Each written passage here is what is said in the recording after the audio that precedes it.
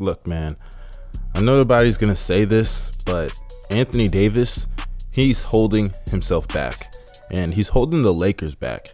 And honestly, I know AD is an elite player, I get all of that, but we need to start holding him to a standard that he needs to live up to and actually meet expectations, because coming into this year, I could have swore ESPN told me that Anthony Davis was better than Giannis.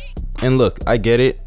AD is way more versatile on offense than Giannis. He can actually create his own shot way better, and he's way more effective in the half court. He can space the floor, better shooter, yada yada yada. I get all of that. But after what I saw against the Suns, and I've been feeling like this for a while, I've just come to the conclusion that AD may not be the elite talent that a lot of people thought and wanted him to be.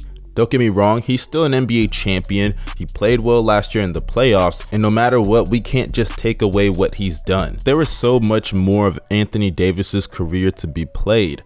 And to be honest, when I hear things like he's better than Tim Duncan, I'm like, yeah, he's never going to reach that level more than likely, and he for sure isn't going to get there if he keeps having soft ass performances like he did against the Suns in game 1 yesterday. And to be honest with you guys, I really can't stand it, because you got a teammate like LeBron James and you know what he's playing for. You know the stakes with him. He's being compared to Michael Jordan every single time he steps on the court, and you go out there and you can't do post-ups, you can't impose your will on the defense, but you want to do fancy little hezzies and step backs and faders. You want to pull up from 3. No, man, get your ass on the block and impose your will on the defense. DeAndre Ayton is giving y'all buckets down low, and you're sitting there thinking that you're Dirk Nowitzki or you're Kevin Durant. You're not. Newsflash to everybody, because I hear so many people say, oh, I'll take AD over Giannis because he can shoot and all of that. AD is a below average shooter in all areas. He's a below average mid-range shooter, and he's a below average three-point shooter. Can he knock them down every night and then and have some of those hot nights? Yes, AD can, but that is not how he is best effective.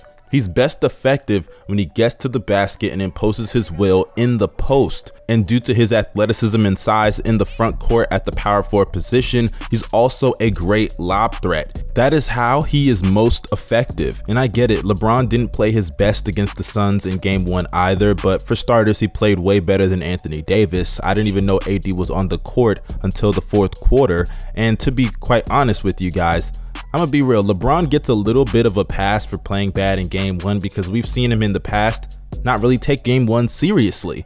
But in the case of Anthony Davis though, we saw him in the play-in game against the Golden State Warriors in a game that LeBron was struggling. AD was the deciding factor, especially in the second half where he dominated with over 20 plus. And when you combine that with what he does on the defensive side of the ball, then you have a great player that can play multiple positions in the front court. But knowing Anthony Davis and what he's done over the last couple of years, we may never see AD play the center position ever again, because I hate to say it, AD is kind of getting a little too soft with his play style. And I understand injuries are a big concern, but bruh, you are best effective, especially in this NBA, to be a center. And I get it, it is cool to do the little crossovers, the hezzies, the faders, and all of that stuff, but AD needs to understand high school is gone.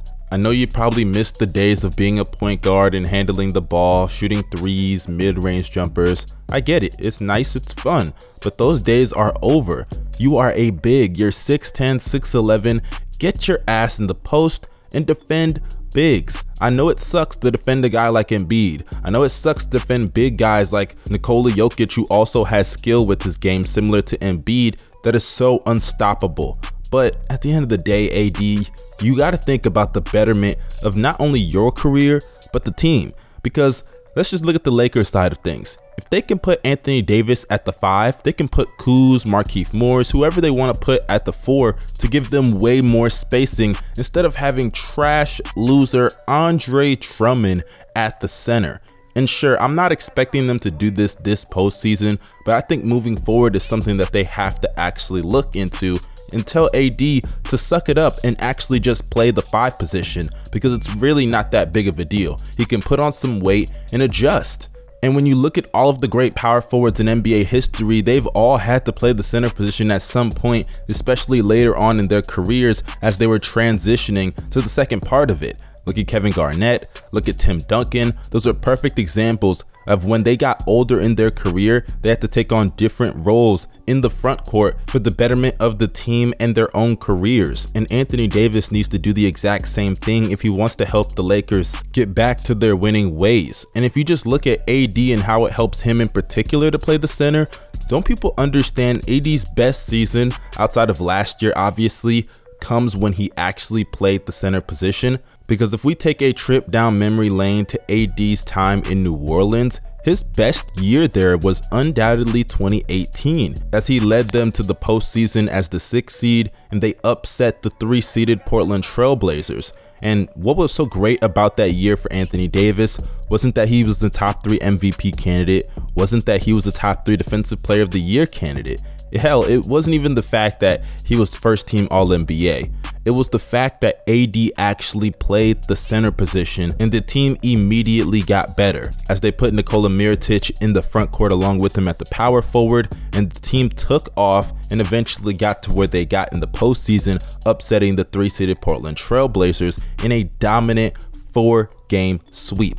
So we've seen AD play the center position and it's been very successful in the past, not only for his team, but also for his own career. Because as great as Anthony Davis was in the bubble last year, you can look at what he did in 2018 and argue that he played better that postseason than what he did last year in the bubble. And that's not to diminish what he did in the bubble, that's a testament to how great he played in 2018 when he actually was a center. But as it pertains to the Los Angeles Lakers, I have to say, it's tough. I know it is tough to see AD go out there and have some inconsistent performances, because this Lakers roster is what they got right now. And if they're going to see teams like the Phoenix Suns, who have a dominant post presence in DeAndre Ayton, I think he's going to continue to feast on them in that series. Then you're going to have to see teams potentially like the Denver Nuggets. And to be honest, I got to keep it a buck with y'all.